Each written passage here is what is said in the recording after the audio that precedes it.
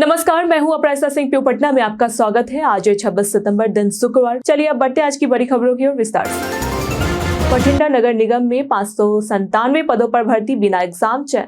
बठिंडा नगर निगम ने सफाई सेवक 538 और सीवर मेन 59 की कुल 597 पदों पर भर्ती निकाली है। इसके लिए 5वीं पास उम्मीदवार आवेदन कर सकते हैं। उम्र सीमा सामान्य के लिए 18 से 37 वर्ष, SC, BC, OBC के लिए अधिकतम 42 वर्ष तथा सरकारी कर्मचारियों के लिए 45 वर्ष निर्धारित है। चयन शैक्षणिक योग्यता और अनुभव के आधार पर होगा, बिना एग्जाम या इंटरव्यू। आवेदन शुल्क सामान्य के लिए 500 रुपए, SC, BC, OBC के लिए 100 रुपए तथा पूर्व सैनिक के लिए 200 रुपए। आवेदन बठिंडा नगर निगम की वेबसाइट mcbatinda.com पर ऑनलाइन करना होगा। आवश्यक दस्तावेज अपलोड कर शुल्क जमा कर फॉर्म सबमिट करें। वेतन सरकारी नियमों अनुसार मिलेगा। पटना की गलियों में निगरानी के लिए कैमरे लगेंगे।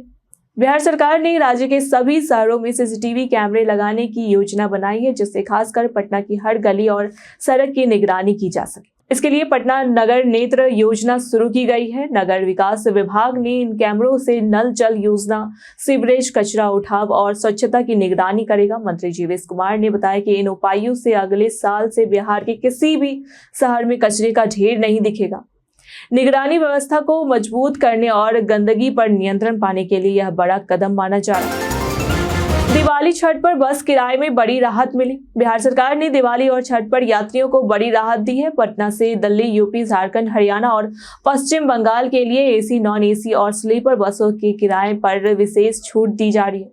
पटना से दिल्ली AC बस में 619 रुपए, नॉन-AC में 394 रुपए और AC स्लीपर में 919 रुपए की छूट मिलेगी। भागलपुर आमला रूट की AC स्लीपर बस से 1113 रुपए और नॉन-AC बस पर 632 रुपए की राहत दी जाएगी। यह सेवा BSRTC द्वारा PPP मोड में संचालित होगी। इससे त्योहारों में सस्ता और सुविधाजनक सफर सुनिश्चित किया जाएगा। पटना में सरकारी स्कूलों में प्रतियोगी कोचिंग की शुरुआत।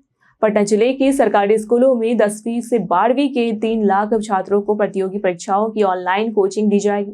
75 ICT लैब में विशेष कक्षाएं आयोजित होगी, जिनमें गणित, भौतिकी, रसायन, जीव विज्ञान और अंग्रेजी की पढ़ाई होगी। IIT कानपुर शिक्षकों का शैक्षणिक सहयोग मिलेगा। विज्ञान में रुचि न रखने वाले छात्रों को SSC, रेलवे जैसी परीक्षाओं की तैयारी कराई जाएगी। स्कूलों में बड़े टीवी, कंप्यूटर और इन्वर्टर की व्यवस्था की जा रही है। हर सप्ताह टेस्ट लिए जाएंगे और मेधावी छात्रों को विशेष प्रोत्साहन मिलेगा। इसका उद्देश्य गरीब बच्चों को डॉक्टर या इंजीनियर बनने का अवसर देना है। बिहार में स्वच्छता अभियान से बदलेंगे शहरों का रूप। बिहार में 19 अक्टूबर तक व्यापक स्वच्छता अभियान चलेगा। नगर विकास एवं आवास मंत्री जीवेश कुमार ने पटना के होटल चाणक्य में आयोजित स्वच्छता की सेवा कार्यक्रम में यह घोषणा की। उन्होंने बताया कि गंगा किनारे बसे 88 शहरों में पटना को भारत सरकार से चौथा स्थान दिया गया, जबकि देश के सभी शहरों में यह 21वें स्थान पर है। मंत्री ने दावा किया कि अगले साल से बिहार के किसी भी शहर में कूड़े का ढेर नहीं दिखेगा। इसके लिए राज्य के सभी शहरों में स्वच्छता पर कड़ी निगरानी की जाएगी। इस अभियान का उद्देश्य साफ सफाई में सुधार कर राज्य को साफ सुथरा बनाना और पर्यावरण को बेहतर करना है। जनता से भी स्वच्छता बनाए रखने में सहयोग करने की अपील की गई। पटना से शुरू पेन फ्री इंडिया मिशन जागरूकता अभियान। पटना में डॉक्टर रजनीश कांत ने पेन फ्री इंडिया मिशन की शुरुआत की है, जिसका उद्देश्य पेन किलर दवाओं के दुष्प्रभावों से लोगों को जागरूक करना है।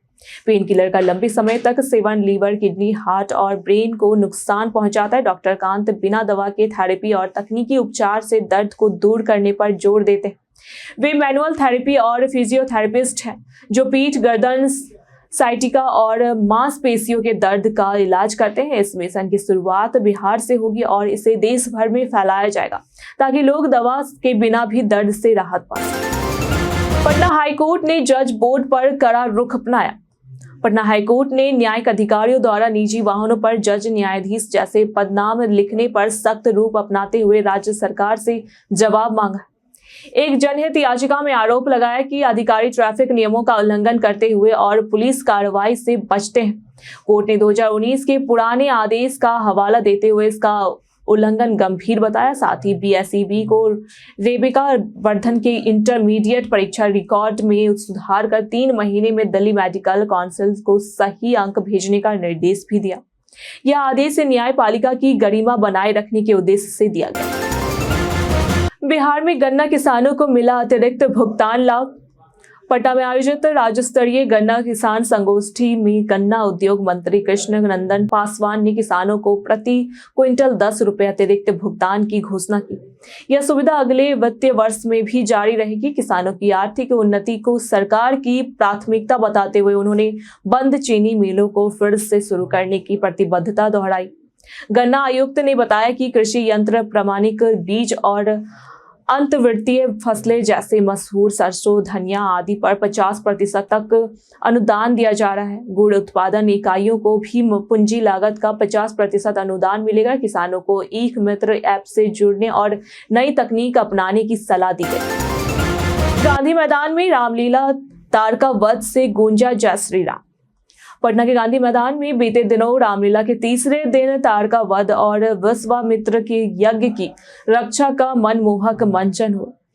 वृंदावन के कलाकारों ने स्वामी गिरिराज वशिष्ठ के निर्देशन में जीवंत प्रस्तुति दी। दशरथ के पुत्र मोह और विश्वामित्र के क्रोध को दर्शाते हुए राम लक्ष्मण को वन भेजने का प्रसंग दिखाया गया। वन में राम ने मारीच और सुबह का संहार कर धर्म की रक्षा की। दर्शक जयकारों और भजनों के बीच भावुक हो उठे। रामलीला के साथ भजन गायन ने माहौल भक्तिमय बना दिया। पूरे मंचन ने राम की वीरता और धर्म की विजय को जीवंत कर दर्शकों का मन मोह लिया।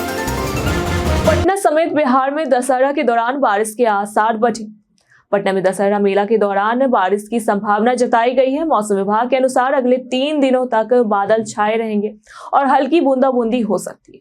हालांकि भारी बारिश की चेतावनी किशनगंज, नवादा, बांका और कटिहार जिलों के लिए जारी की गई है। पटना में अधिकतम तापमान 34.6 डिग्री और न्यूनतम तापमान 27.6 डिग्री सेल्सियस दर्ज किया गया है, जिससे उमस और गर्मी का असर बना रहे। बीते 24 घंटों में पटना के दानापुर में 41.6 मिलीमीटर वर्षा हुई। मेला में जाने वाले को हल्की बारिश और गर्म मौसम दोनों के लिए तैयार रहना चाहिए। इंतजार खत्म, पटना मेट्रो से शुरू होगा सफर। पटना में मेट्रो सेवा सितंबर से शुरू होने वाली है। लगभग 14,000 करोड़ रुपए की लागत से बनी यह परियोजना केंद्र और राज्य सरकार के साथ Japan international corporation agency JICA द्वारा वित्त पोषित है। पटना मेट्रो का ब्लू लाइन सेकेंड कॉरिडोर 12 स्टेशनों पर चलेगा, जिसमें पटना जंक्शन से ISBT तक के प्रमुख स्टेशन शामिल हैं। मेट्रो ट्रायल सफलतापूर्वक पूरे हो चुके हैं। रेड लाइन पर 14 स्टेशन होंगे और यह दानापुर से खेमनी चक तक चलेगी। पटना जंक्शन और खेमनी चक स्टेशन इंटरचेंज होंगे, जिससे यात्री दोनों लाइनों के बीच आसानी से परिवहन बदल सकेंगे। इससे शहर की यातायात सुविधा और शहरी विकास को बढ़ावा मिलेगा। अक्टूबर से बिहार में युवाओं को मिलेगा फ्री टेक्निकल ट्रेनिंग का मौका। बिहार सरकार 6 अक्टूबर से युवाओं को आत्मनिर्भर बनाने के लिए निःशुल्क रोजगारमुखी कौशल विकास प्रशिक्षण शुरू कर रही है। यह प्रशिक्षण tool room and training centre Patna में 3 महीने का आवासीय कोर्स होगा। रोजाना 8 घंटे क्लास दी जाएगी, साथ ही रहने खाने की व्यवस्था भी होगी। कोर्स में CNC lathe, CNC milling, tool and die making और AC फ्रीजर रिपेयरिंग शामिल है। पात्रता 12वीं IITI और डिप्लोमा है। आयु 18 से 40 वर्ष। चयनित उम्मीदवारों से 1,000 रुपए कौशल मनी ली जाएगी, जो प्रशिक्षण के बाद वापस मिलेगी। यह पहल युवाओं को तकनीकी शिक्षा एवं रोजगार के बेहतर अवसर प्रदान करेगी। बिहार चुनाव पहले अधिकारियों के तबादले का आदेश। बिहार विधानसभा चुनाव की तैयारी के तहत चुनाव आयोग ने निर्देश दिया है कि जो अधिकारी 3 साल से अधिक समय से एक ही स्थान पर तैनात है, उनका तत्काल तबादला किया जाएगा। साथ ही कोई भी चुनावी जिम्मेदारी संभालने वाला अधिकारी अपने गृह जिले में तैनात नहीं रहेगा। मुख्य सचिव और मुख्य निर्वाचन अधिकारी को 6 अक्टूबर तक रिपोर्ट सौंपने का आदेश दिया गया है। तबादले की यह नीति DM, SP, BDO, CO, inspector से लेकर सशस्त्र बलों के अधिकारी तक पर लागू होगी। इसका उद्देश्य स्वतंत्र और निष्पक्ष चुनाव सुनिश्चित करना है। पटना से बेतिया 78.94 किलोमीटर हाईवे से होगी कनेक्टिविटी। केंद्र सरकार ने साहिबगंज से अरेराज बेतिया खंड में 78.94 किलोमीटर लंबा 4 लेन ग्रीनफील्ड हाईवे विकसित करने की मंजूरी दी है। इस परियोजना की लागत 3,822 करोड़ रुपए है। नया हाईवे पटना को बेतिया से जोड़ेगा, जिससे यात्रा का समय 2.5 घंटे से घटकर मात्र 1 घंटे रह जाएगा।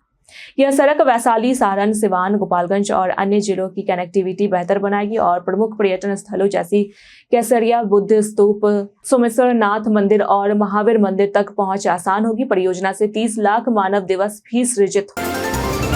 बीते दिनों जिन्होंने हमारे वीडियो पे लाइक और कमेंट किए थे उनके नाम है संजीव कुमार, मनोज दास, अमरजीत कुमार, नेहा कुमारी, राकेश मिश्रा, बाबूलाल, अशोक कुमार।